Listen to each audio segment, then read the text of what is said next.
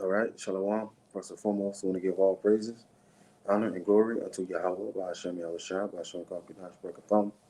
Double honors to the apostles and elders, a great millstone that will well, and a salute and a shalom to all the Akim that are out here laboring and pushing this truth in all sincerity and in truth. This is the title of this live stream is Message to the Elites of Esau. Right now, I looked up the statement, the myth, the phoenix arising from the ashes. Right? Okay. Phoenix arising from the ashes is ancient Greek folklore, right? This is on Wikipedia. Phoenix is a long-lived bird that uh, that cyclically uh, regenerates or otherwise born again. Associated with the sun, a phoenix obtains new life arising from the ashes of his predecessor, right? Uh, some legends say it dies in a show of flames and combustion. Others that it simply dies and decomposes before being born again. All right. Now the elites of Esau, all right, they believe that they will be like the phoenix that arose from the ashes. Okay. Now let's go back. Let's see. All right. People ask. This is on Google. It says emerge. It says, what does a phoenix rising from the ashes mean? It says emerge as something sluggish, a rogue sluggish, emerge as new from something that has been destroyed, right? As in a few months after the earthquake, large sections of the city had risen from the ashes. This expression alludes to the legendary phoenix, a bird that is supposedly rose, that supposedly rose from the ashes of its uh, funeral per with renewed youth. Okay? Now, will the elites of Esau Edom, will they be as the phoenix that arose from the ashes? No, they won't. Okay? Now, let's get this.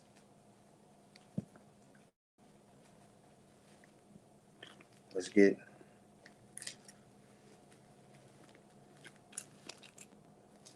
let's get Psalms 2 real quick. Psalms 2 and 1. It says, why do the heathen rage and the people imagine a vain thing?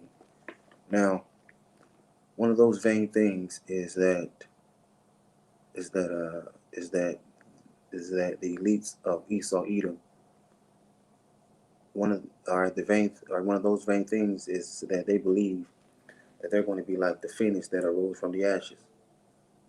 All right. Okay. And also the rest of the heathen think that they would be the next to rule. Okay. That's the vain thing. Okay. Now I'm focusing on the elites of Esau Edom. All right. And what they believe. That won't come to true anyway. All right. That won't come to pass anyway. All right.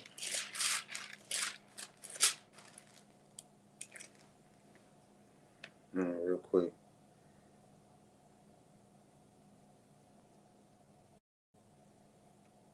Uh,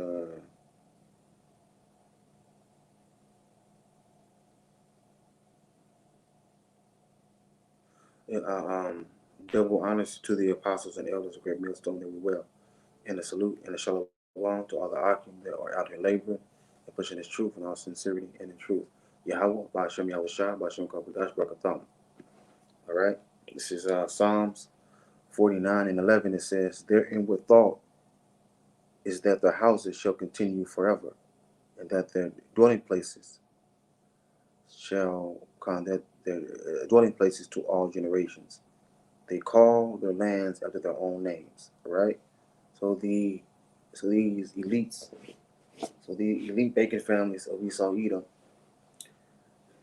they really believe that their houses, their rulership, their tabernacle is going to basically continue forever, right? They believe that, all right. But the scripture, but the judgment of Esau Edom has already been written, right? Let's get this.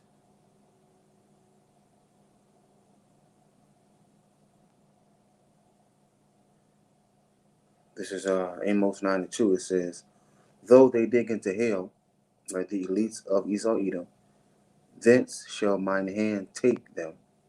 Though they climb up to heaven, thence will I bring thee down." It's like it. Thence will I bring them down. All right. So the elite Bacon families, all right, man, they have what you call dumps, all right, deep underground bunkers. Okay. They believe that after the destruction of Babylon the Great of America, they believe that they will emerge the from the deep underground bunkers. All right,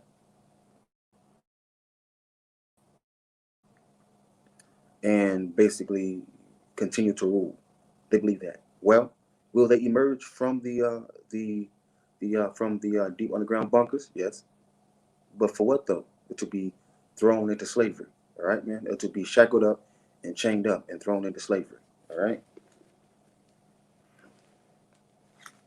Hold on, real quick.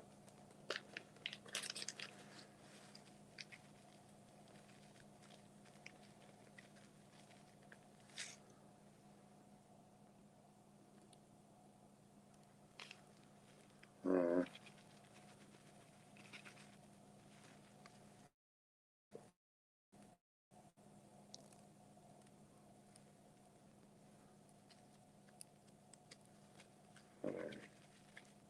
Messed up.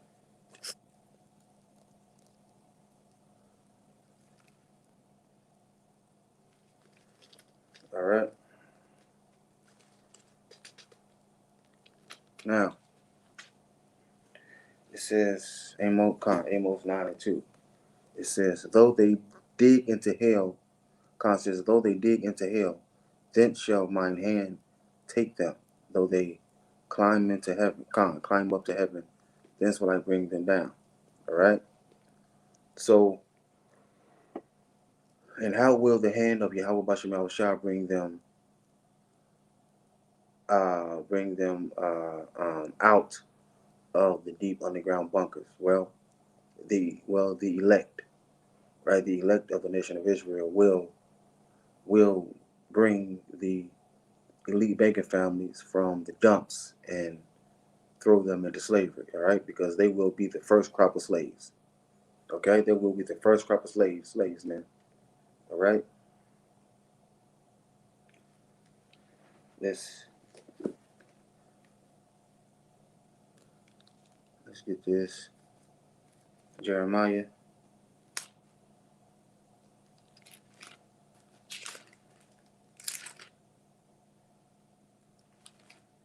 Jeremiah, I believe it's 16.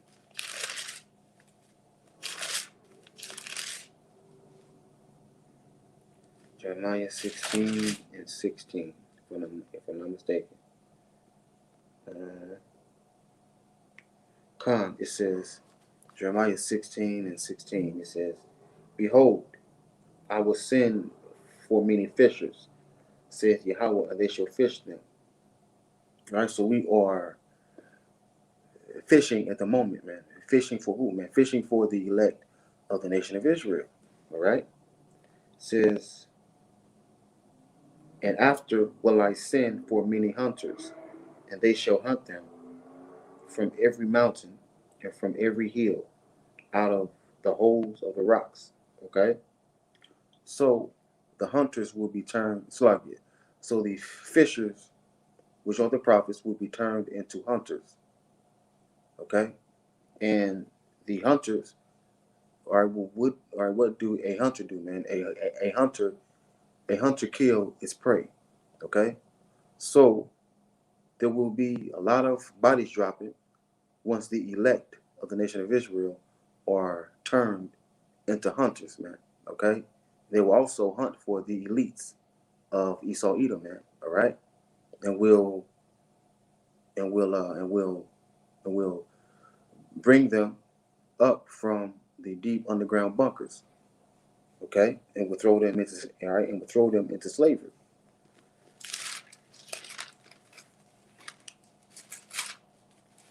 Let's get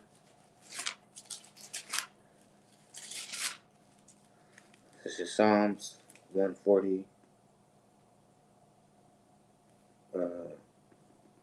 Psalms 149 and 6 to 9. It says, "Let the high praises of Yahweh Bashem Shah be in their mouth, and a two-edged sword in their hand, to bind their king Khan, Khan, and two-edged sword in their hand, to execute vengeance upon the heathen and punishments upon the people, to bind their kings with chains and their nobles with fetters of iron, to execute upon them the judgment written. This honor have all his saints. Praise ye Yahweh Ba'ashem Yahushua." Right? It says to bind their kings with chains and their nobles with fetters of iron. Right? So the kings and the nobles are the elite, right, of Esau Edom, man. Right? And the rest of the elite of the heathen. Okay?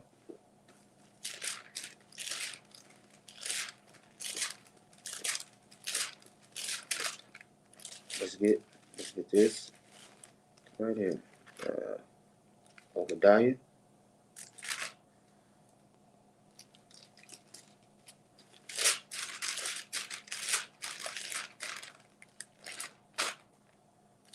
Obadiah 1 and 3. It says, "The pride of thine heart hath deceived thee, thou that dwellest in the clefts of the rock, whose habitation is high, that saith in his heart, who shall bring me down to the ground?" Okay, so who's going to bring Esau down, man? Yahweh Bashem Yahushua is. Okay?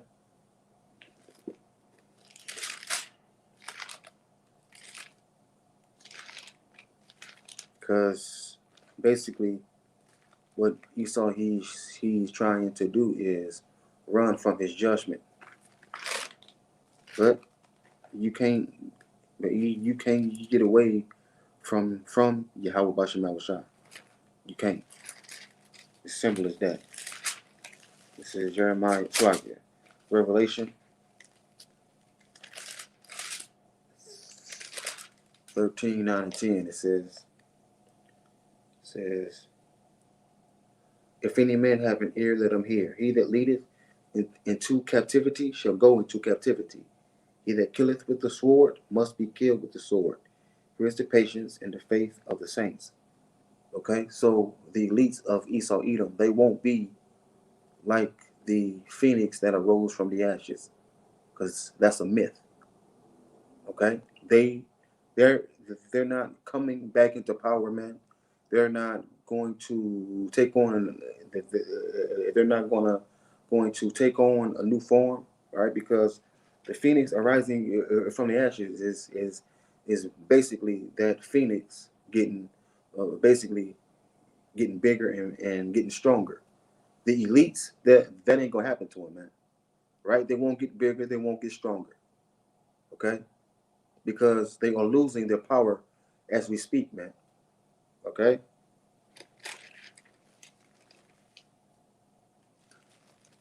Let's get this. The book of Numbers.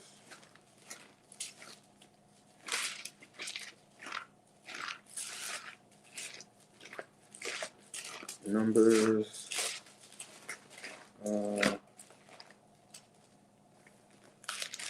Numbers 24.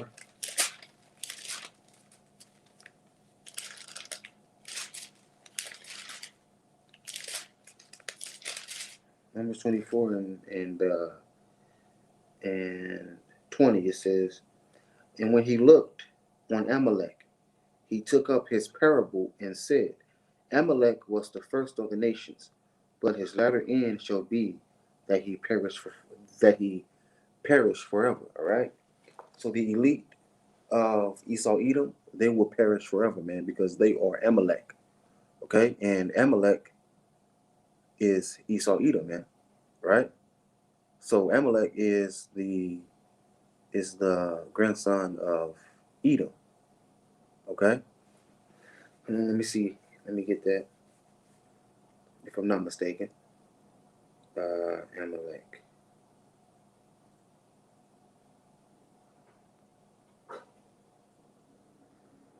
Okay, um, Khan. This is well, Amalek is hold on real quick. Probably misspoke. Hold on. It says these are the names. This is Genesis 10:36. It's like Genesis 36:10. It says these are the names of Esau's sons. Eliphaz, the son of Adah, the wife of Esau. Reuel, the son of Basha, of Beshemeth, the wife of Esau.